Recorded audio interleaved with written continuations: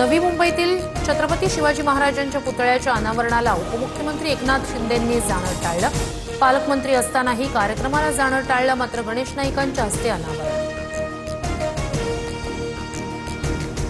नवी मुंबईतील शिवरायांचा पुतळा अनावरण प्रकरणी अमित ठाकरेंवरील केस मागे घ्यायला सांगणार, अमित ठाकरेंवर गुन्हा दाखल झाला, याच्याशी सहमत नाही मंत्री गणेश नाईक यांचं वक्तव्य।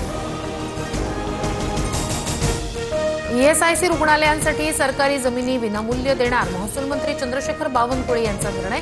राज्यात आरोग्य सुविधांचं जाळं अधिक बळकट करण्याचा प्रयत्न।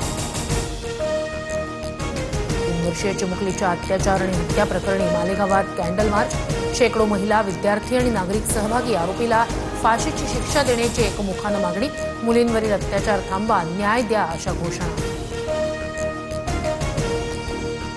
3 वर्षीय चिमुकलीच्या अत्याचार आणि हत्या प्रकरणी मालेगावात आक्रोश, गेट तोडत संतप्त आंदोलकांचा कोर्टात शिरण्याचा प्रयत्न, जमावाला पांगवण्यासाठी पोलिसांकडून सौम्य लाठीचार्ज।